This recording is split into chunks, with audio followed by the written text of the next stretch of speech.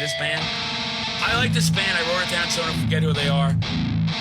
Oh, I remember. Fucking Slayer!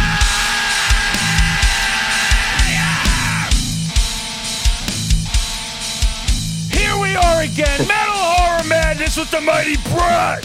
BRAT! I'm a BRAT for life. I got the sticker to prove it. The sticker won't come off. I paid the guy extra. He promised me. But why would I want it to come off when it's the hardest band out there? They used to talk about, oh, the Grateful Dead. We toured so much.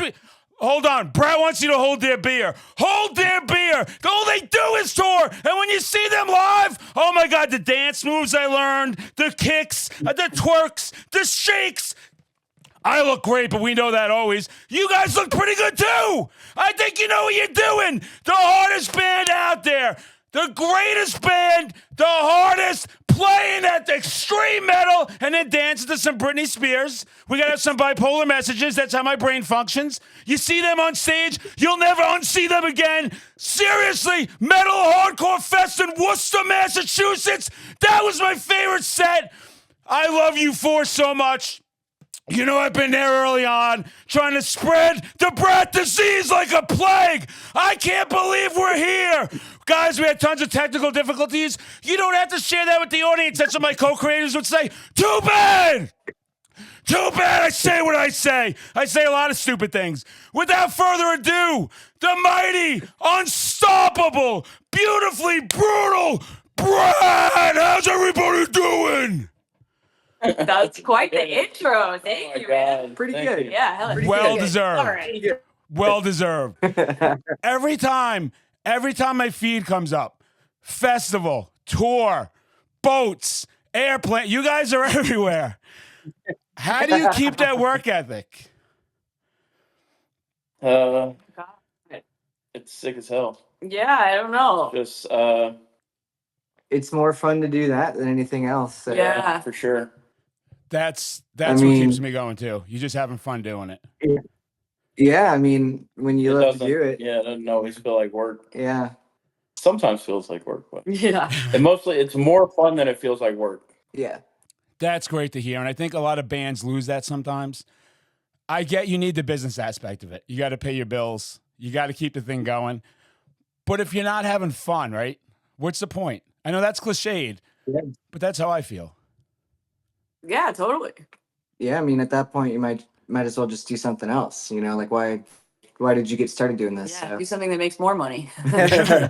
True. You've chosen a genre of music, very extreme, not the most accessible. And I mean, BRAT's getting everywhere though. I mean, it's persistent. I talk about you guys all the time to everybody because I'm like, this is a band. This is the blueprint right here. They are shoving their brand down your face. You will respect this band. You will love this band. They're passionate about what they do. How did you get into this genre of music? Where did it start? Please let me know. Who's taking it? Who's taking it? Yeah, I mean, it's a different answer for everybody, but Yep. it was it was an early start for me. I was stealing my brother's Rancid CD when I was 4 years old. Very nice. And like my siblings are like both at least a decade older than me, and they were into punk music as teenagers. So Yep. it just all kind of started from there. Sick. Yeah, same for me. I had an older sister that was really into punk when I was like in middle school. So she introduced me to a lot of stuff, and then things just kind of spiraled out of control from there. Yep. Awesome. Everybody else can answer. I know it's tougher when it's the whole band. Good. Yeah, I've been rocking out like 12. I don't know. Hey, Ian's a little like mentally slow, so I just woke up. bear- I'm bear with- tired, so. This He is came straight from bed. this is pre-sunrise for him. yeah, I get it. No, Yeah. no worries Forgive at him. all. Yeah, and anybody who wants to talk, and if you don't want to, don't worry about it. It's me. It's the madman. You guys met Yeah. me in person. It's me. I don't know what I'm doing. Yeah, no, similar story with me. Just stealing my brother's CDs and getting into Green Day when I was like very, very young. That was like Nice. the first time I heard drums really, Yep. or like noticed drums in a recording and becoming obsessed with that and probably a little autism as well. Hey, whatever it Bosses all takes, around. whatever it takes to hear the drums being hit that hard, right? That's all we have to worry about in this type of music. So sick. So you guys all had some exposure through family. That's how I learned music. Like I'm the oldest of my brothers, so I taught it to them. But my cousin was older. He got me started with David Lee Roth, Alice Cooper, stuff like basic stuff like that, and then I progressed to heavier and heavier. You know. Yep. Yeah, that's how it goes. Sick. And how did you form? It's the karaoke story, I guess. Yeah, so right before COVID hit, it was Brenner's birthday, and he wanted to do karaoke for his birthday. So we just like hung out with some friends, and we were doing karaoke, and I was just kind of goofing off with a friend of mine, and we were doing an "A Day to Remember" song. Oh, sick. And I tried to do like the low parts, and we were like, we should start a band. And then like COVID hit, and we had a long time to work on it before we could do anything with it because of the pandemic. But yeah, so that's kind of what it started. I mean, I'd been going to shows for a very long time before that, and I knew Ian and Brenner obviously, but I didn't meet Dustin until we started the band. Yeah, Dustin and I are from the same like hometown area, so Nice. we'd known each other for a pretty long time. Yep. And you're all from Louisiana? Yep. I'm actually from Dallas originally. Oh, originally from Dallas. But Sick. I've been in New Orleans for 15 years. I mean, you're there now, right? You're part of the scene, and you are part of the scene. I mean, Brat, that has always been since I was in my teens, one of my favorites. You know, the I Hate Gods, the Crowbars, the Soylent Greens, that just real dirty music. All the bands are in a lot of trouble for different reasons. They had a lot of struggles. They just empowered that New Orleans, like that feel. And that was one of my greatest things. I had to get down there to just experience it, the grittiness, the hospitality, you got to be tough to survive down there for sure. That city can eat you up.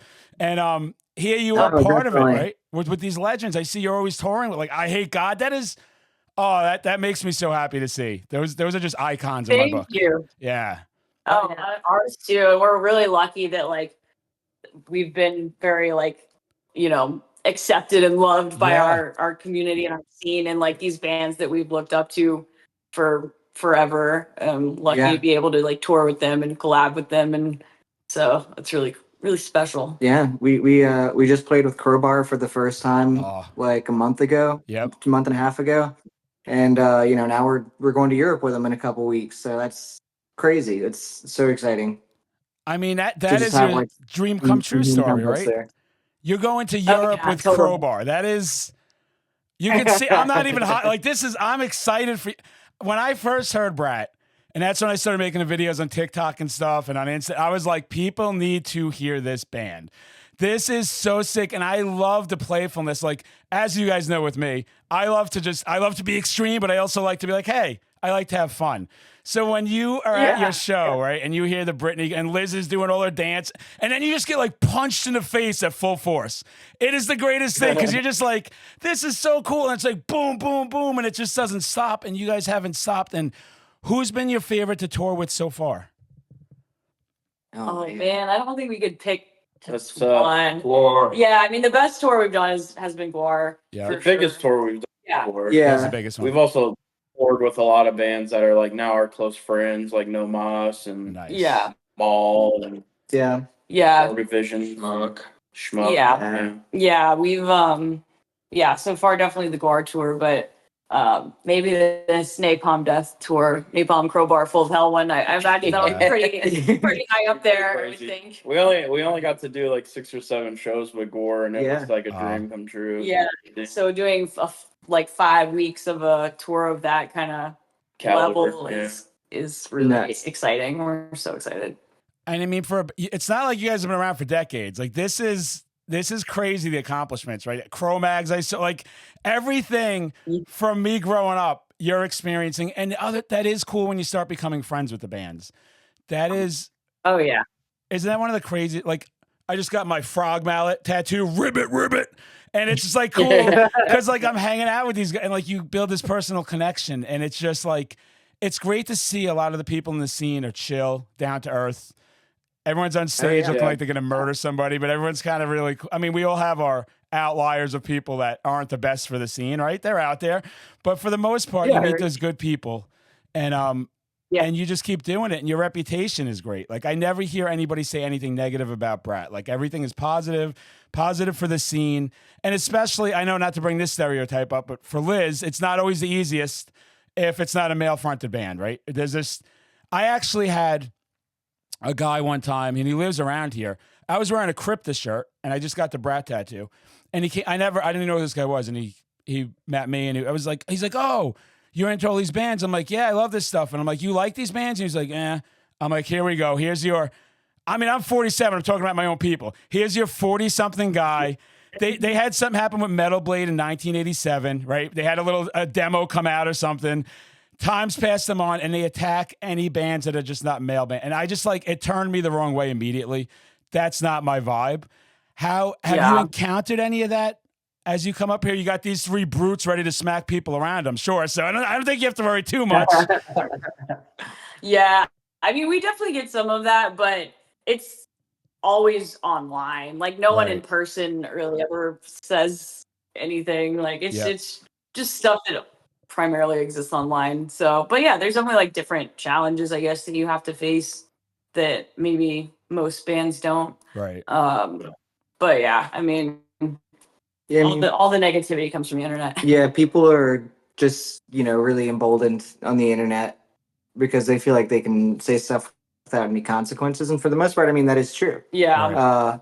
But yeah, it's always like fake accounts. People aren't gonna, people are never gonna say anything like that in real life. So we never really encounter that in real life. So that's great to hear. And I've heard that from other ones I've talked about. I was talking to, the Final Girls at the New England Death Metal Funtime Bonanza. I love saying that name of that bonanza, that festival. It was so crazy up there.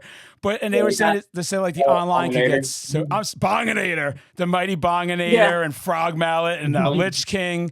As I'm collecting all the bands on my arms, they want me to be a battle vest. I'm becoming a battle vest. But they were saying the same thing. No one says it to their face, but they get some really nasty stuff online, and I do too, right? I'm not 25, I'm 47. So the same thing, but I've never had someone come up to me and say that, to my face. And I'm not saying I'm not some crazy guy that would get in a fight. I'm innocent. I'm nice and gentle, but I would love for somebody to say one of those things to my face. Like, I would love to level set things in front of people to go, that's not acceptable. And it's not acceptable because the scene's for everybody, right? I think everybody's welcome. And I'm glad to hear it hasn't happened in person. That makes me happy because it sucks online, but online, whatever, right? It gives them attention. I don't know. Right. Yeah. Yeah. So that's awesome to hear. Yeah. And how was it? This is going to be out of nowhere because, as you know, I go from here to there. Is you recorded an album? It's a banger from start to finish. How was that process? And do you prefer recording music or going out and playing it? I love to ask everybody that. I mean, I know my answer. I'm definitely playing live. I like both for different reasons. Yeah. I mean, both things are cool. I prefer to be playing more than recording, but recording is still a fun process on its own. Right. Yeah. And how was it? I think it's just like, I'm sorry. The recording, well, like writing and recording is for me like more of like the art side of it, where you're like orchestrating and organizing and like kind of like creating the thing. And then the show for me is like the more of like the curation of that thing to like present it in a way, and so like a lot of people don't know that we use like the pop samples and stuff because they're not in our records. Because we ain't got that kind of money, but maybe one day. But it's also like it gives the live such a different dynamic that like takes people back. It's just like they don't expect that. So it's like from the visuals and all that stuff coming out of the recording is kind of like it's fucking awesome process. Sometimes grueling, but it's like once it's done, it's like fuck yeah, it's done. Such an accomplishment. It's like mountain to climb. And it is an accomplishment. And I mean, I'm not just saying this to say it. I mean, I got the tattoo. Why do I keep justifying myself here? Every song, every EP, every single, it's all great music. I think you guys have the timing down. I think you have the structure down completely. The amount of time per song where it just, again, punches you in the face. And then you go see that live show. And I love because I love stuff like that. I love Britney Spears. I love Christina Aguilera. But my metal card's staying in here. That's fine. Everyone can calm down. And I love to mix that stuff, that energy, because that gives me a lot. Like if I play Britney Toxic, I'm ready to go. I'm ready to party all night. I'll be out of control. Right? And then at the same time, like when Grime Boss comes on, now I'm ready to go fight a rabid Wolverine outside. So I like the balance you give at that show. And I love that you guys have fun on stage. You see it as an audience member, but then when you tell me that, that makes me happy as well. So that's great to hear too. What's next now besides the tour? As far as do you start working on music right away? I don't know how that process works. Do you wait a while? So because we're on the road a lot, pretty much anytime we're home, we're working on new stuff in some capacity. I mean, Yeah. we've already got like a bunch of demos written and stuff for the next record, and like Oh, sick. things are getting worked on. You know, albeit however slowly, because you know we still work at home. We're not to the point yet where Right. like we're just solely living off the band. So it's like still trying to find the time between all of our like full-time jobs at home. So yeah, we just kind of get it in where we can, writing wise. Nice. And how do you feel? I'll tell you something I struggled with. I'm smirking to myself because I'll go out to these shows or events, and you know everyone wants to hear the fucking Slayers and they want to hear the thrash. All right, and I'm taking my pictures and I'm running around like an idiot. And now bands are starting to have me announce them on stage. Like my ego already was out of control, guys, but now it's like when I went to the Palladium and I just got to do one, and like for me, I was like, wow, there's like 500 people here. That's never, I've never had that experience, and I had to learn how to balance like getting off stage to the same point and then now becoming a civilian again. Like, all right, now tomorrow I have work. And I was going, dude, I was getting so manic from it because I get really manic. I'm bipolar, right? So I get depressed and I get manic constantly, and I'm trying to balance it. And I'd go to some of these festivals and I'm like, I'm king of the world. Like I don't have to take shit from anybody. And then I'm like coming home and it's like, I got to work and I have to take shit from everybody. And I have to do my chores. I have to do all this stuff. Oh yeah. And then I'm like on this fucking bender. Like I'll drink, 20 shots and fuck the world. Like and then you wake up in the morning and I'm like, fuck Claritin, coffee, just build it back. It's taken me like a year of going out where the last few times I'm like, I finally found that balance where I'm like, I'll throw everything I have into my content when it's time to do that again. Realize I have to calm down.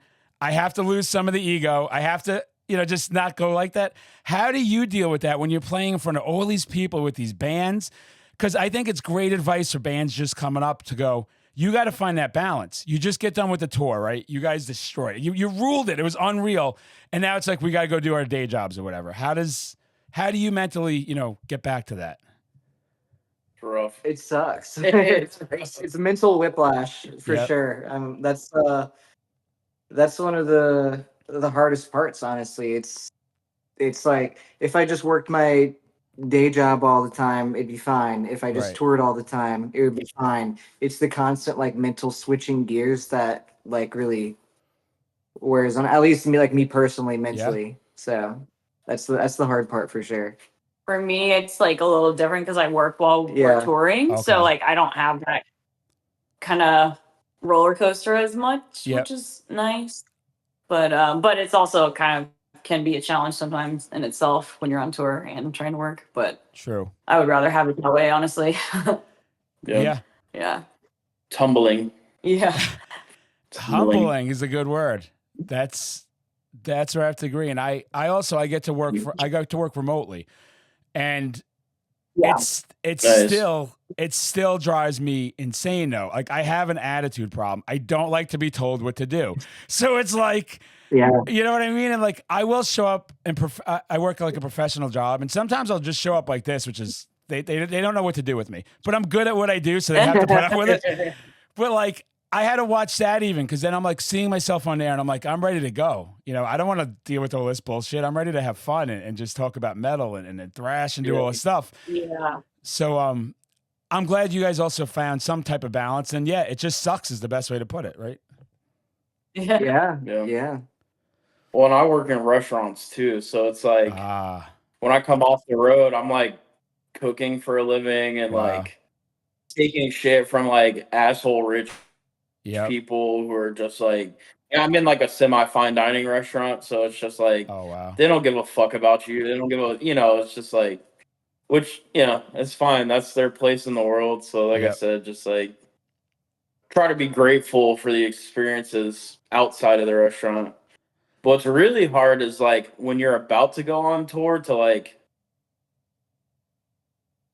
still want to do good at your job and not just be like, fuck this shit. I'm literally about to go Yes. to Europe for 6 weeks. Right. It's just like that's the hard part for me.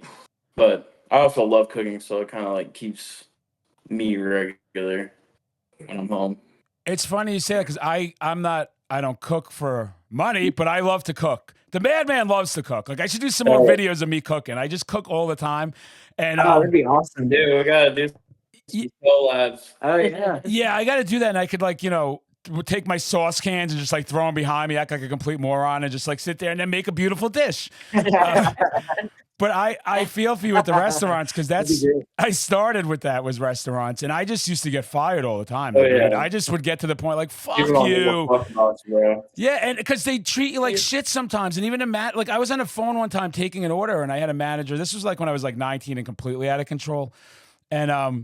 And the guy's like, who you on the phone with? That's my line. I'm like, who am I on the phone with? Like, go fuck yourself. And I just started throwing stuff like a moron and like lost that job. So I give you credit for getting that balance there, which you have to have, right? Because we have to pay our bills. We have to find that thing. You gotta change the perspective, bro. You didn't lose the job; they lost you. I like this. This is why I love hanging with you. I can't wait to hang again. I need to hear these things. I'm right all the time. Thank you very much. But yeah, it's a struggle, and I'm glad each one of you is handling it in your own way. And I mean, it's only a matter of time before this is your job, right? And then that's another struggle that could happen too, is when now it becomes a job years down the line, and you kind of still always have to answer to somebody, right? You still got to balance what that's like. Yeah, I mean, that all comes with its own set of problems, but for right now, that seems like a more attractive set of problems. Same. That's the best way I could put it. I think that's just the way of the world, right? Like Yep. It's almost impossible to be the very top dog. Yeah. In any situation, but I totally would rather be playing grind corsets than slinging, food for unappreciative people. Right. Yeah, it's a goal. I was talking to my tattoo artist about it the other day, and he was the same thing. And he's like, it's better than working for anybody. He's like, no matter what anybody he's like, the people that quit and they'll give you that little, oh, once it became a job, I don't want to do it anymore. That's nonsense. That's silly. That just means you gave up. And you know how hard this is to get to where you are right now. I mean, again, how do you tour so much? Like, I don't understand how you physically can always be touring. Yeah, it's exhausting, but I mean, the more you do it, the easier it gets. It's just it's touring in itself is a skill like anything else. You know, you get more and more comfortable just being in a van all the time. You just really like get into the flow and the rhythm of it. Yeah, and it becomes just more comfortable as time goes on. But yeah, I don't know, when you're just having a great time all the time, it helps out. Yeah, just don't give yourself a choice. Yeah, pretty much. Best way to do it. You gotta be a lifer and you gotta go do it. Yeah, the first tour we ever did was like 8 days or something and like 6 shows. I don't know, it was something like really mild, and I was just like dying the whole tour. I was like, I don't know if I can do this. And so slowly, just over time, my tour stamina has built up, and now it just feels normal to tour like that. Nice. But yeah, it definitely takes practice. Yeah, a good deal of it was trial by fire too, because like our first couple tours, we DIY booked. It was like me and Elizabeth booking the first couple tours, right? And so after the second tour, we got asked to go on tour with I Hate God, and they do every day on. So that was like our first time where it's like, oh shit, we got to play like 6 or 7 shows in a row with no days off.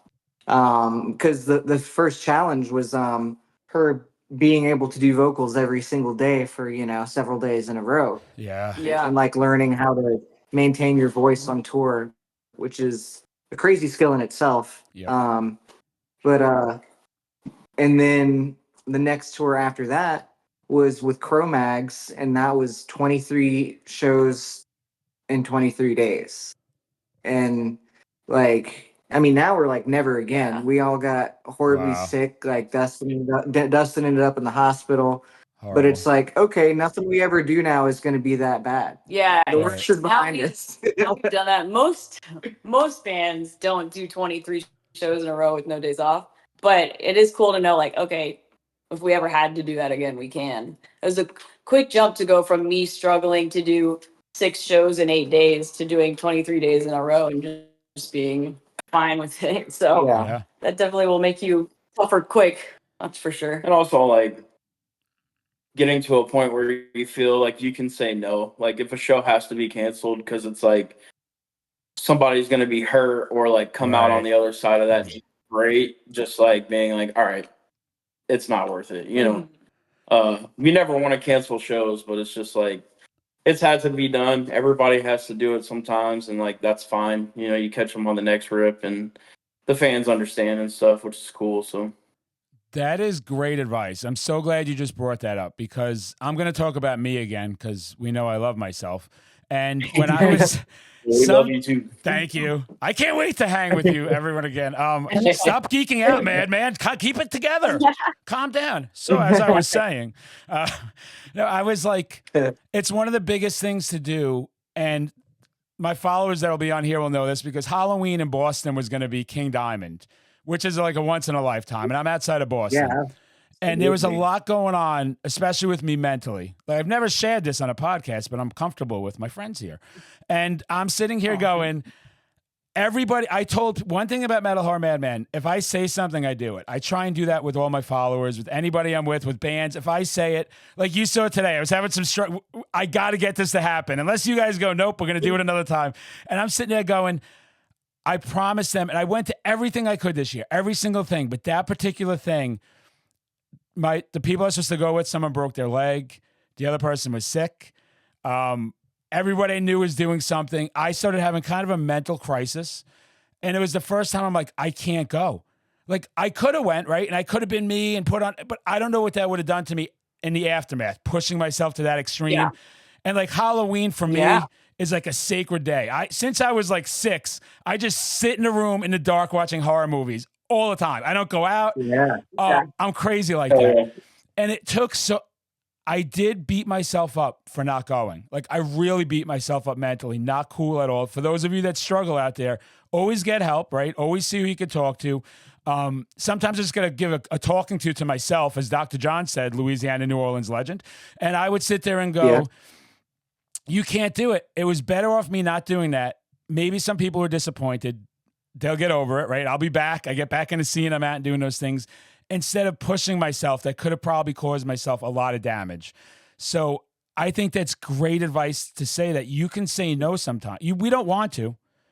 And when we have that momentum, but the fact that you said that really hit home. So that's a message for a lot of the bands. Sometimes you just gotta, if you destroy yourself, how does this keep growing, right? How does it keep growing then? Yeah. Exactly. Gotta take care of you first. Yeah. Sure. So glad to hear that. Now, I say that to them as they're touring nonstop, put out Social Grace, and they put out Barracuda. Like, they just don't stop. How did Barracuda, that also, you want to talk about me lighting up. Like, when I saw that promo, I was like, holy shit, is this unbelievable? How did that collab happen? Yeah, we've been wanting, I guess we recorded that in the summer or something. Yeah. We've been sitting on it a while. But yeah, we've been covering it live for a minute and knew we wanted to record it and put it out. And we just asked Sammy, hey, would you want to lay down a solo, maybe some vocals? And he did. And yeah. Yeah, we really made it work because like the day that we were filming was the day before Goat Horror was going to the UK. Yep. And he's like, oh, I can't make it out there. Like he's a little bit out of town, like 30 minutes or so. Yep. And he's like, I won't be able to make it over there. To like meet you guys for the video, and we're like, well, like, what if we met at our practice space? Because we at the time we practiced at the same building as Right. Goat Whore, so like he's we made it work where we met him over there, and like the bit that he's in is that was actually filmed like just at some like building where we practice, Wow. and we were able to make it work. And he's like, yeah, I'm flying out for the UK in the morning, like, so we made it work. I'm really glad we were able to get him for the He was a video. trooper for that. Yeah, he was. We were like, yo, can we we were just doing anything to make it Yeah, we're work. like, we need to have you in the video. Like we were like begging him all day, like, how I could we bet. make this work? Yeah. We're like, all right, you're going to band practice at this time. We're going to practice space, and we'll make it work. We'll just make it work. Especially with all the acid bath hype right now, Yeah. everything. That was a must. I'm so glad you were able to make that happen, and it came out so good. And I love stuff like that because you made it your own completely, which is the best way to do it. And then it passes that on to younger kids, right? That'll go, oh, what is this song? And like, who originally did it? And that's how the scene just keeps going forever. Yeah. Where'd you pick Barracuda? Yeah.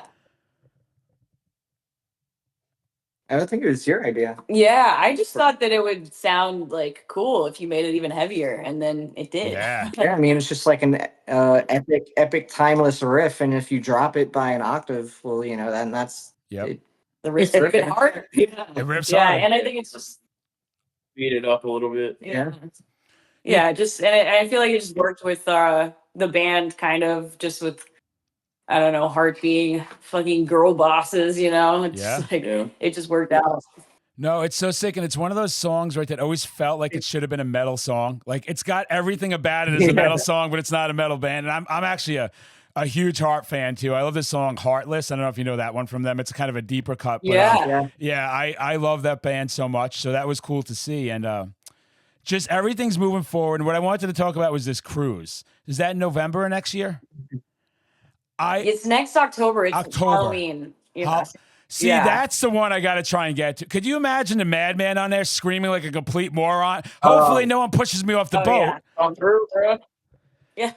Yeah, right? Could be dangerous. Yeah, we got to get drunk on a boat together. That Yeah. sounds awesome. Dude, we'll slam a guy from a hot tub. Yes.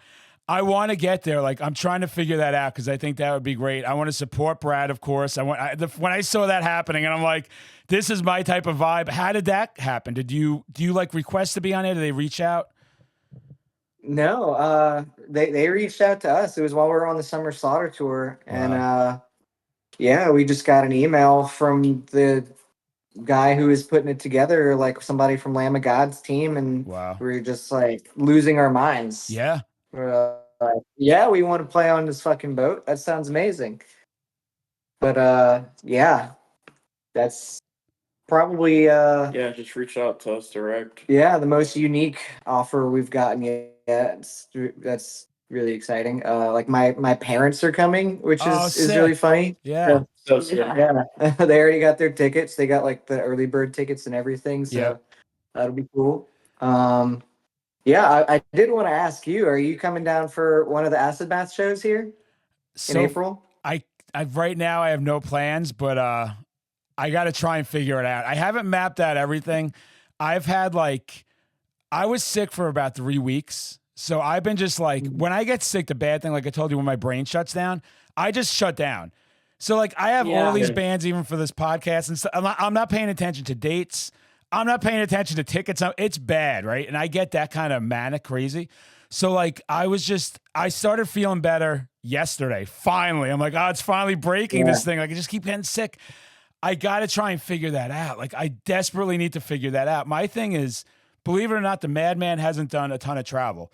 I have been on a plane once to Nashville, Tennessee to see Alice. Wow. Yeah, just to see Alice Cooper was playing the Grand Ole Opry, and I just thought that would be unbelievable with Motionless in White, and it was crazy.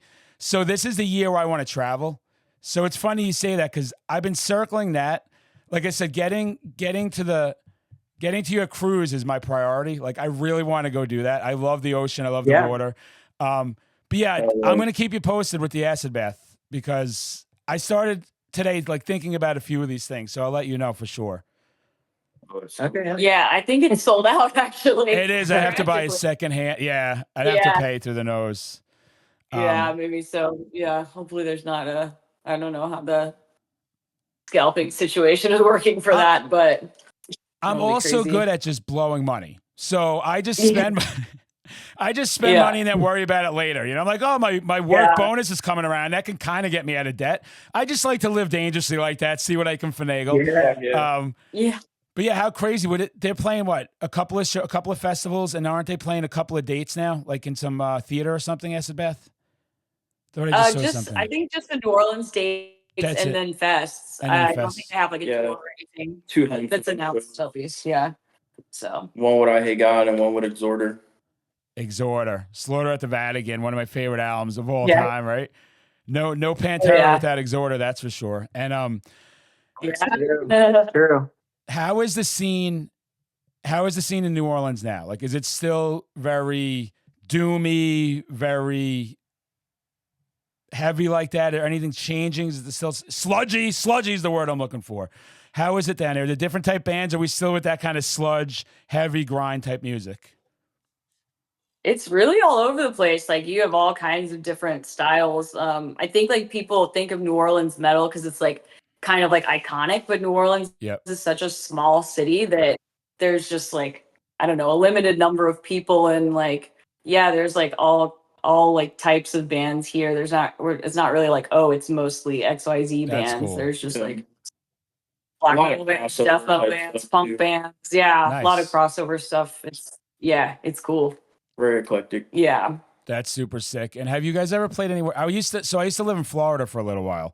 I used to go to Biloxi all the time, to the casinos, because I'm a degenerate piece of garbage. Yeah. Have you guys played in Biloxi? I would love to see you guys like at the Beau Rivage Ballroom, the fanciest place down, and just have BRAT play a show. Legs, boy. Freedom. Yeah. I don't think we've ever.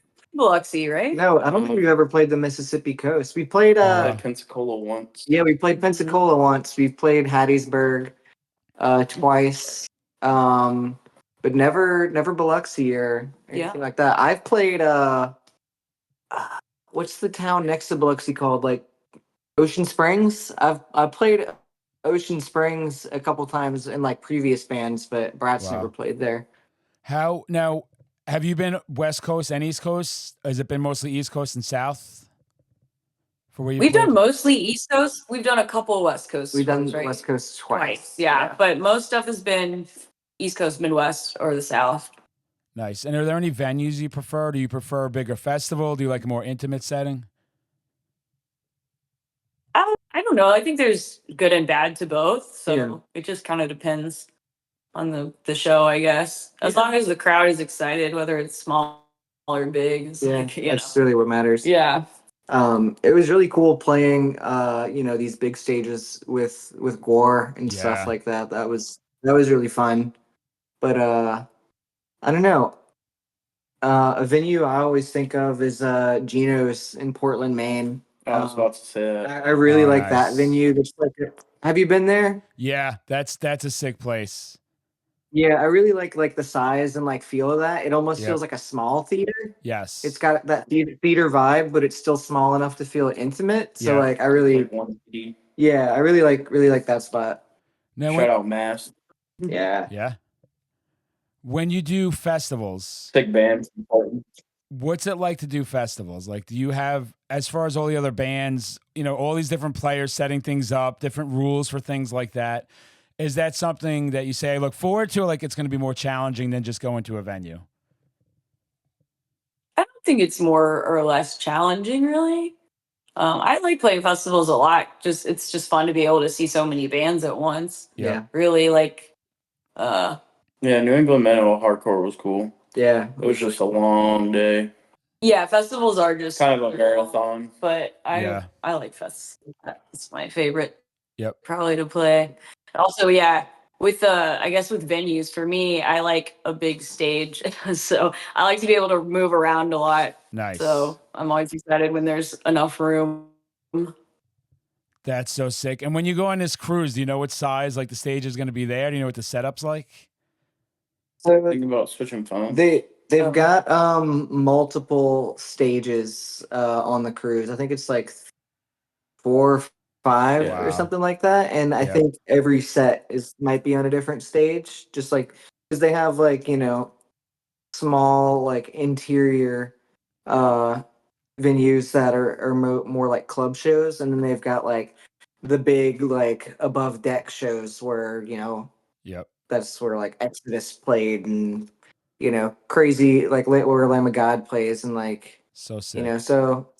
it varies a lot. So we'll just see. Yeah, I think there's like a club style, a theater style, and then like the top deck is the big deal. Yeah. And how long is it going to be? It's 5 days, and we have to Nice. play. I say have to play. Yeah. We get to play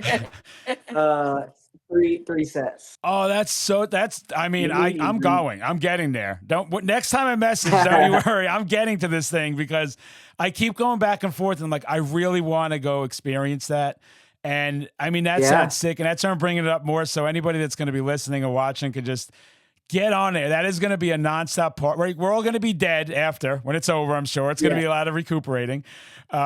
Do you have stuff lined up before that? Like, are you going on tour and then on the cruise, or is there going to be like a little break where you could kind of decompress?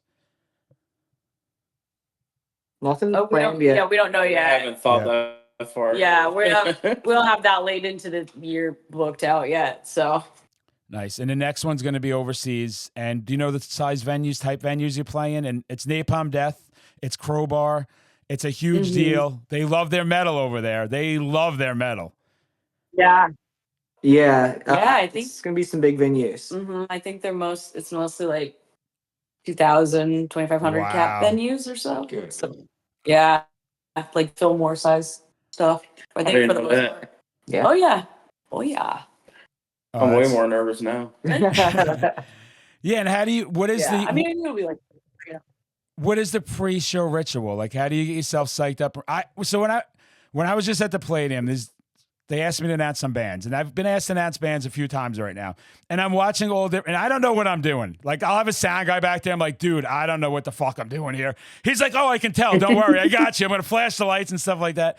I watch bands. I watch guys like they're chugging energy drinks. I watch a guy chug like 2 or 3 energy drinks. I'm like, you're gonna have a fucking heart attack.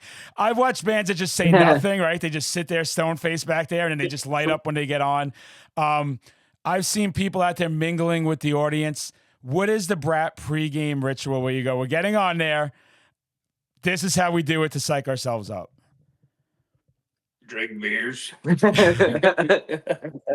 Finally makes a contribution. yeah, I know. Thank God. Chime in. I That's all I gotta say. stretch for a good like 15 or so minutes. Yeah. Get my arms loosened up. Maybe a Red Bull. I don't know. We're a little bit older, so I feel like when I was younger, I would have been done some crazy stuff. Henny's 30 now, so he's pretty much over the hill. 29, bro, 29. Yeah. You got a couple weeks. I got a couple weeks. He's 30 in 2 weeks. I like when Yeah. everybody turns 30 because I have a lot of friends in the scene that before they turn 30, they bust my balls that I'm old. And the second I like light up. I'm like, hey, you old fucking bastard. You got your Metamucil now? You're Ben Gay on your arms? How's it feel? Join the club. 40's around the corner. Yeah. I gotta fit all my comments in the next 2 weeks. Yeah, get it out there. I mean, While it lasts. while it lasts, right? Who else? How else do you get psyched up? So we got beer drinking, we got flexing. What do we do? I do like a vocal warm up and same thing, just some stretching. Yeah, I just kind of do a bunch of neck rolls. that's pretty much it. Yeah. Nothing in particular. Mostly just some light stretching because we're all in our 30s. So Yeah. Big part of it is figuring out where Henny is. Yeah. yeah. Around. If there's friends at the show, then we really have to like wrangle him in and make sure he's where he needs to be. Amazing. This is how legends are made here, though. These are the stories I need to hear. Like, I like when you just do what you want in life. It's gotten me in trouble most of the time, but I'm still here. I mean, I'm like an inspiration for everybody. I'm 47. I don't take care of myself. I still party excessively. I'm a degenerate, but I'm running around with all that happens is you start getting more aches, right? That's all seriousness with the age. Like, that's the only thing that's changed to me is like, oh shit, my right ankle will act up when I'm running around like a lunatic and jumping off things. But if you keep that youthfulness in your mind, which Brat clearly, you go to the show, everybody, they're having fun. This is not about fucking teaching you about anything growing up. And people say to me sometimes, Madman, I want to be you when I grow up. And I'm like, I didn't grow up in that sense, right? I grew up that I need a job and I need to pay bills and always be responsible, treat people good. But I never grew up in a sense where they told me, like, I'll go out like this all the time. And I love doing that because, like, my father, no way at 47. At 47, he's wearing either a polo shirt or a shirt with never a logo on it, and it's very much like it would never go to the shows with younger bands. And I think we're breaking those barriers. I think each generation more and more is going, the age means nothing at all. Like, it always frustrates me when I see creators get bullied over age, and sometimes they'll stop creating content and stuff like that. And I'm like, just two things. Tell everyone to go fuck themselves and do what you want to do. If you keep that mentality, this is who we all are, right? Like, there's no reason to go, I can't do this or that anymore. We may learn from earlier things. I think we could all agree on that. Like, you learn, you get a little sharper, a little smarter. I know I can't drink 18 shots before work. Maybe I'll have 8 shots the night before in a 12-pack, level it out a little bit. But I can't just go balls to the wall all the time. Realistic. Yeah, you gotta be realistic. And then, I mean, it gets worse, I'll tell you. At 47, the hangover at 47, it's not fun anymore. It is not a fun thing. It is like, is it time to go to sleep yet? That's all I think about at work. But it's about pacing and I can't taking even do things. them No. now. Yeah. How does everyone here stay young? Because you're out there acting like teenagers. No one's out there going like anyone's 30 in this band. That actually took me back for a second right now. Yeah. How do you keep that mentality for you? Complain a lot. Yeah. Fishing. Well, that's yeah. Ian's coping method. Yeah, it works. I like Kenny plays a lot of Fortnite to deal with it. Yeah, Amazing. He keeps childlike wonder. Yeah, childlike wonder. That's good. Yeah. And goes skiing to experience joy. Yeah. Yeah, I mean, Dustin loves Legos. Nice. All right, put me on blast. Yeah, we're going to. I guess we're outing everybody. I like to play dress up. Yeah. Make costumes. Frolic in the grass. Amazing. I So play with my cats yeah, I mean, and scream at them. yeah. Just kidding. Hey, there's no judgment here either. I love Legos. I just don't have any patience. Like, the one thing about the Madman, what you see is what you get. I can't focus. I have no patience. Even video games, like, I'll have to go back to OG. Like, I'm just going to play Mario where I could just like la and jump over things. Because if it's something where I got to really sit there and take my time, I can't do it. And I love who loves dressing up more than this guy? I love dressing up as everything. Every costume I have, I love doing anything I can do. And that's great. Everything you're saying is what you should be like. Don't lose it. Like, don't lose it. And some of those Lego sets are like ridiculous. Like the NES one. I just saw like a super cool Bowser. I'm a big Nintendo guy, as you can tell. A super cool Bowser one that I was like, oh, if I could just build this. I even saw the Hocus Pocus one. And I'm like, $230. I had it in my hands. And I'm like, because I'll do dumb stuff like that and buy it, and then all my stuff just sits in the box. I never open Nothing it. dumb about that.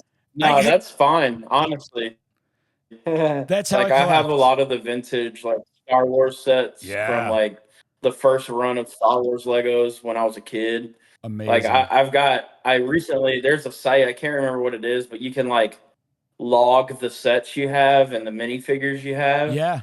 And that's like maybe my retirement fund. Nice. Honestly. It's like some pretty niche vintage stuff, but I can't. We're all our own breed of loser. No, we're the winner. We're the real people, is what I have to say. All these fucking dickheads out there, right, with their newspaper and their button-up shirt and their black coffee, yelling about all this bullshit I don't care about, judging me because I walk into my supermarket and they had the Pokemon on clearance and I bought 20 packs and 5 boxes. Calm down, everybody. I don't have addiction problems. I've got like $500 in Pokemon sealed boxes. I open some of it, and I get mad and have to rebuy it.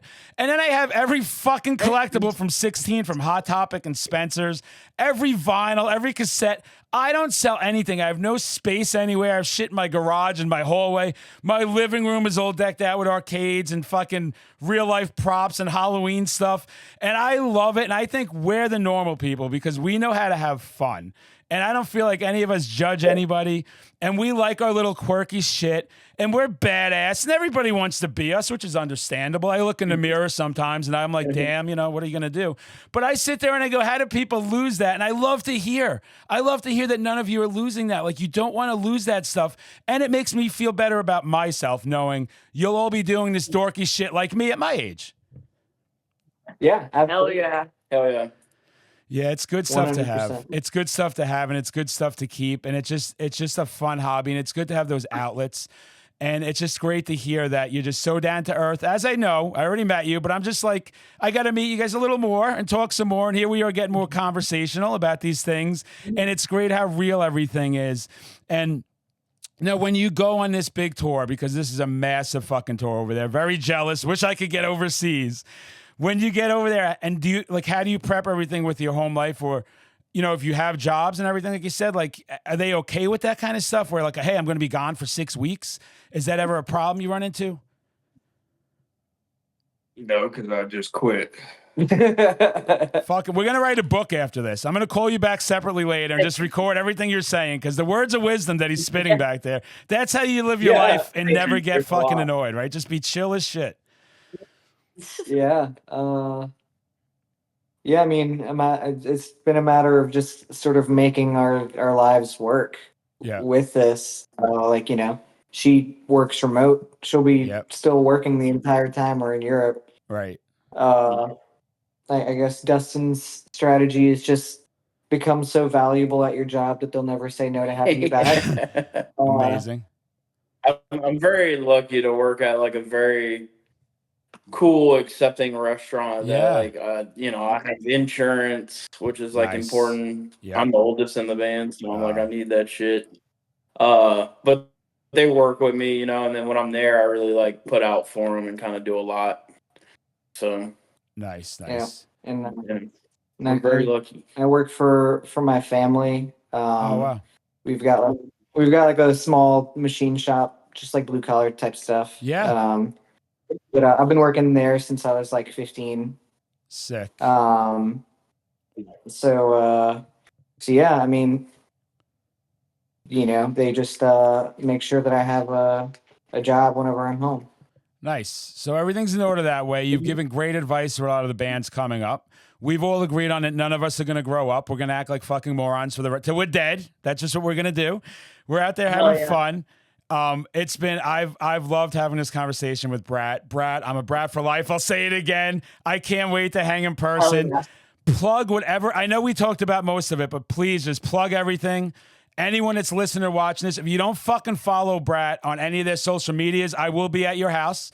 We know what I'm going to do to your mom. That's my private business. So I strongly suggest you fucking follow them. So please plug away. What's up next, everything? Thank you. Yeah, this is perfect timing too, because I think the phone's about to die. Nice. But yeah, we've got the upcoming tour with Crowbar and Napalm Death Full of Hell in Europe. So sick. After that, we have some stuff that's not announced. We are also playing, what's that? Milwaukee Metal Fest. That is announced. Yeah, we'll be doing another full US around that in May. That isn't announced yet. Yeah, that'll be announced pretty soon. And keep an eye out for more Europe dates too later this year. We've got the cruise, the Lamb of God cruise, and we've got Copenhagen. That is announced. So we will be back in Europe in the summer. Sick. Yeah. Our Instagram is Brat_band, and our TikTok, RIP TikTok, I guess. Smart. And I think our Twitter handle is the same. I think everything's Brat_band, honestly. So you can find all of our info there. Sick. And now you had to tell me you're going to Milwaukee Metal Fest, because I've been on the fence about that. So now if I don't show up there, I'm going to feel like I'm letting everyone down. So I'm going to have to get there as well. I think we'll be hanging a few times. And let me promote, you know, just in anything, you know, I try and do my best to share all your stories, get your stuff out there, share your postings, anything you ever need, you just let me know. More than happy to share it or promote it. Love all of you so much. Thank you for coming here. You made me feel so welcome when I met you in person. I'm just, thank you. You're welcome. I'm a super fan. I don't know what to say. I don't know what to tell you. And I always love the hang, and I can't wait to see you soon.